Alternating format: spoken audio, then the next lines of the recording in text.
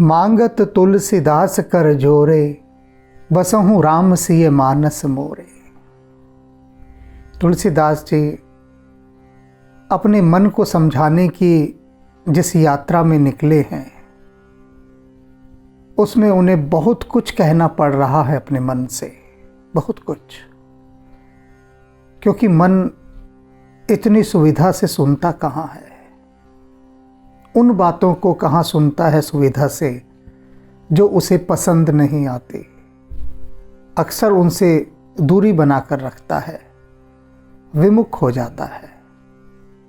और कौन सी बातें मन को पसंद नहीं आती?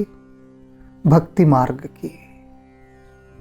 क्योंकि मन वहाँ रस नहीं लेता, रस तो उसका संसार में है सारा। क्योंकि चारों तरफ अहिर्निश 24 घंटे संसार से घिरा है। तो जब घिरा संसार से है तो रस भी तो संसार में ही लग गया ना। और तुलसीदास जी उसे कहाँ रस लगाने की बात कर रहे हैं? राम में। क्या कहते हैं तुलसीदास जी? विनय पत्रिका की इस स्तुति में सुनिए। राम से प्रीतम की प्रीत रहित, जीव जाए जियत। कह रहे राम जैसा प्रीतम पाकर भी तो व्यर्थ उनसे विमुख होकर कैसा जीवन जी रहा है। राम उपलब्ध हैं तुझे, और ऐसा प्रियतम राम सरीखा कहीं नहीं मिलेगा। और तूने अपनी प्रीत कहाँ लगा ली है? विषय वासनाओं में। तेरी प्रीत जब वहाँ लग गई है तो समझ ले कि तूने अपना जीवन व्यर्थ कर दिया, और तू व्यर्थ ही जीवन जी रहा है। जेह सुख सुख मान ले, सुख सो समुझ कियत। तेरे मन ने जिनको सुख मान लिया है ना, तुलसीदास जी कह रहे हैं मनुष्य से और अपने मन से भी, कि जिन सुखों को तू सुख मानकर बैठा है, मुझे यह बता दे वे है कितने, उनकी अवधि कितनी है, कितने लंबे समय तक वे सुख तेरे साथ चलेंगे, कितने लंबे समय तक। कितने बड़े बड़े राजा आए, योद्धा आए, उन्होंने संसार को जय करने के प्रयास किए कि पूरे संसार को जीत लेंगे, विश्व विजय कर लेंगे। क्या पाया उन्होंने? क्या पाया? वही तुलसीदास जी बात कह रहे हैं अपने मन से कि कितना जी लेगा तू इन सुखों के साधन को जिनको तू मान कर बैठा है। आज हम सब देखने जाते हैं बड़े बड़े ऐतिहासिक स्थल, बहुत बड़े बड़े किले, महल और न जाने क्या क्या चीजें जिन्होंने बनाई। कहाँ हैं वे आज लोग? कहाँ हैं? वही बात तुलसीदास जी बार बार कह रहे हैं अपने मन से कि तू जिन साधनों को सुख मानकर उनके पीछे दौड़ रहा है, तू मुझे यह तो बता दे वे हैं कितने दिन के, उनका साथ कब तक चलेगा, कब तक रहेंगे वे तेरे साथ। और जो सदा शाश्वत साथ रहना है, राम का नाम, उससे तो विमुख हुआ पड़ा है। जहाँ जहाँ जेह जोनि जन्म मह पताल बियत, तहाँ तहाँ तू विषय सुख ही चहत लहत नियत। कह रहे हैं तूने जब जब जिस जिस जन्म में जो जो सुख मांगा, तुझे वह सब राम ने दिया। चाहे तेरा जन्म पाताल में हुआ हो या स्वर्ग में या मृत्यु लोक में, कहीं भी, जिस भी लोक में, जिस भी योनि में तेरा जो जो जन्म हुआ, उन जन्मों में तूने राम से जो सुख मांगे कि मुझे ये सुख चाहिए, सांसारिक सुख, सब तुझे राम ने दिए। लेकिन बता, क्या उन सुखों को पाकर तू सुखी हुआ? क्योंकि उन सुखों के छिनते ही तू दुखी हो गया। सुख है तो छिनेगा, छिनेगा तो मन भी दुखी होगा। किंतु राम का सुख अक्षुण है, कभी इसका क्षय नहीं होता, कभी यह समाप्त नहीं होता, शाश्वत सुख है यह। तो इस शाश्वत सुख को तूने कब गाहा, कब ग्रहण किया? नहीं किया ना, बस साधारण और तुच्छ सुखों की तरफ ही तू भागता रहा। कत विमोह लट्ट्यो फट्ट्यो गगन मगन सियत, तुलसी प्रभु सुजस गाई क्यों ना सुधा पियत। तुलसीदास जी कह रहे हैं, तो ये जो सुख है ना, इन सुखों के आकाश को तू सी कर जोड़ लेना चाहता है, सोचता है कभी समाप्त नहीं होंगे, इनको सी लूं। लेकिन मुझे एक बात बता मेरे मन, क्या आज तक कभी कोई आकाश को सी सका है? कोई भी? जो तू इनको सीने का प्रयत्न करता है कि इनको मैं सिल दूं तो ये जुड़े रहें, कोई भी नहीं सी सकता आकाश को। किंतु तुलसी प्रभु सुजस गाई क्यों न सुधा पियत। तुलसीदास जी कहते हैं, तू क्यों नहीं प्रभु के गीत गा गा कर उस अमृत को पीता जिसको पीने के बाद तू अमर हो जाएगा। यह जो राम नाम का अमृत है, तू इसके गीत क्यों नहीं गाता, क्यों नहीं गाता? इसीलिए तो तुलसीदास जी ने हनुमान जी से कहलवाया, राम काज करिबे को आतुर। देख रहे हैं, राम काज करिबे को आतुर, राम के ही काम कर रहे हैं। तो जो भी काम यदि राम का काम समझकर किया जाए तब कोई आपत्ति नहीं, कोई नहीं।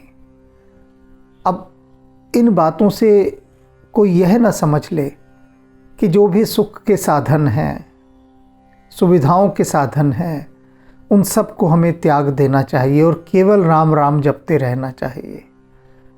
तुलसीदास जी का यह अभिप्राय बिल्कुल नहीं है। वे यही बात कह रहे हैं कि सारी दृष्टि, सारी चेतना राम पर केंद्रित हो। बाकी सब साधन भी तभी सुखदायी होते हैं, तभी शुभदायी होते हैं जब वे राम के नाम से रंगे हुए हों। अब घर संसार में है तो सारे साधन चाहिए, सब कुछ चाहिए, सुख सुविधाएं सब कुछ चाहिए, तो बस वो उतना ही जितना गुजारे भर को हो जाए, अर्थात उसके साथ लोभ ना जुड़े, बस लालच ना जुड़े। खूब हो, सुखी हो, समृद्ध हो, लेकिन उसके साथ साथ भक्त भी हो। भक्ति के बिना शक्ति व्यर्थ है, ये समझ लीजिए। बस सार संक्षेप ये है कि जितने सुख सुविधाओं के सारे साधन हैं ना, ये शक्ति हैं। अब शक्ति तब तक सुंदर नहीं होती जब तक उसके साथ भक्ति ना जुड़ जाए। अब इसकी इस पंक्ति से अगर हम देखें कि जेह सुख सुख मान ले सुख सो समुझ कियत, जैसे यहाँ तुलसीदास जी ने कहा कि जिन सुखों को तूने सुख मान लिया है, बताओ ये सुख कितने दिन चले हैं तेरे, कितने दिन? देखो, अभी जो मैंने शक्ति वाली बात कही कि शक्ति के साथ भक्ति जुड़े तो ही सुंदर होती है, कितनी कथाओं में आपने सुना होगा कि प्रभु ने प्रसन्न होकर अपने भक्तों से कहा, मांगो क्या वर मांगते हो। रावण ने क्या मांगा? मैं किसी के हाथों ना मरूं। हिरण्यकशिपु ने क्या मांगा? मैं किसी के हाथों ना मरूं, अमर रहूं, अजर रहूं, सारी सुख समृद्धि सब मेरे पास हो। रक्त बीज ने क्या मांगा? कि कोई मुझे मार ना सके, यही मांगा ना। और भस्मासुर ने क्या मांगा? कि मैं जिसके सिर पर हाथ रख दूं वही भस्म हो जाए। ऐसे अनेक उदाहरण हमारे सामने हैं, अनेक उदाहरण, जिनमें कुछ भक्तों ने प्रभु से सिर्फ शक्ति मांगी, सिर्फ शक्ति। और शक्ति किस लिए मांगी? जिससे वे अत्याचार कर सकें और अत्याचार के बाद उनको रोकने वाला कोई ना हो। अभी जिन जिन के मैंने नाम बताए, इन सभी ने भगवान को प्रसन्न करके क्या मांगा उनसे कि हम किसी से भी पराजित ना हो, किसी के भी हाथों मारे ना जाएं। तो क्या हुआ इसका फिर परिणाम? क्यों मांगा ये? क्योंकि वे जानते थे अपने भीतर कि हमें अब अत्याचार करने हैं संसार पर, और जब हम अत्याचार करेंगे तो निश्चित रूप से उसका विरोध भी होगा, प्रतिकार भी होगा, कोई रोकने भी आएगा, और हम तब पराजित ना हो जाएं, हार ना जाएं। इसलिए परमात्मा से पहले ही शक्ति का वह उच्च स्थान मांग लें कि जहाँ से पराजय होती नहीं है। तो उन्होंने क्या मांगा? केवल शक्ति। शक्ति के साथ भक्ति नहीं मांगे। और जो दूसरे भक्ति इन्हीं के साथ ही, विभीषण ने क्या मांगा, भक्त प्रहलाद ने क्या मांगा, ध्रुव ने क्या मांगा, नचिकेता ने क्या मांगा? इन सभी ने तो कभी नहीं मांगा कि हमें संसार का सारा ऐश्वर्य दे दो, हम अमर हो जाएं, कोई हमें मार ना सके। इन्होंने तो ये मांगा ही नहीं। इन्होंने तो केवल प्रभु के चरणों की भक्ति मांगी, और प्रभु कह रहे हैं कि अरे क्या मांग रहे हो भाई, हैं? मांगो जो मांगते हो, संसार भर का ऐश्वर्य तुम्हारे कदमों में लाकर डाल दिया जाएगा। अनंत अनंत जन्मों तक तुम सुख भोग करो, सुखों के सारे पदार्थ तुम्हें राजा बना देते हैं, महाराजा बना देते हैं, ये दुनिया ही तुमको दे डालते हैं। और बोलो, भक्तों को प्रभु ने कितना कितना प्रलोभन नहीं दिया।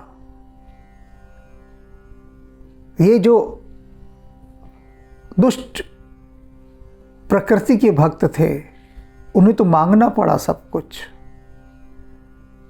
कि हमें धन संपत्ति साम्राज्य और अमर होने का वरदान दे दो। वो मांग रहे हैं, और इधर ये भक्त ध्रुव, प्रहलाद, नचिकेता, विभीषण, इनको प्रभु कह रहे हैं कि तू भाई धन दौलत ले ले, ये सब ले ले। ये क्या व्यर्थ की चीज़ मांग रहा है? बस भक्ति, इससे क्या होगा? भक्ति से बाकी चीज़ें लेना। लेकिन नहीं,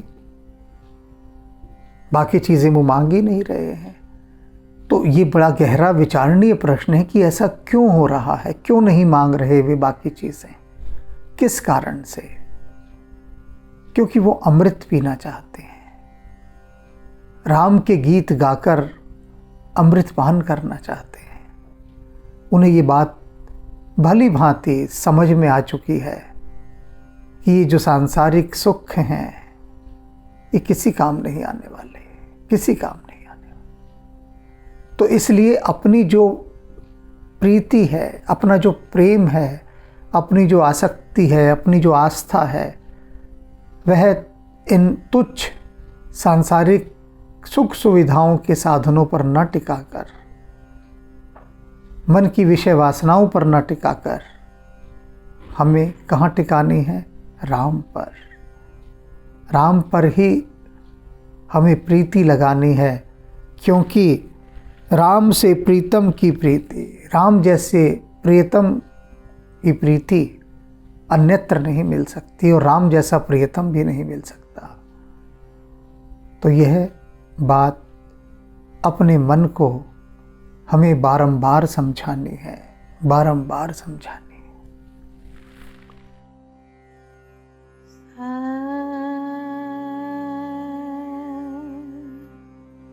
शिवो शिवो शिवा स्वरूपं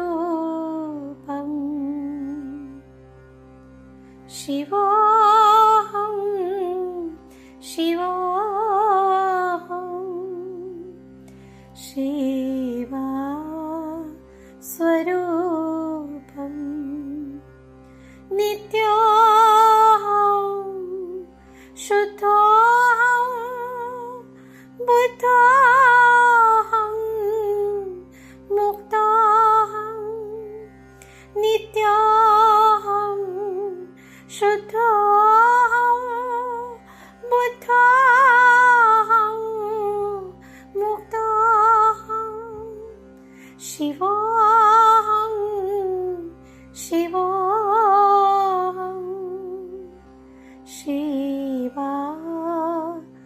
स्वरूपम् ॐ नमः शिवाय ॐ नमः शिवाय ॐ नमः शिवाय ॐ नमः शिवाय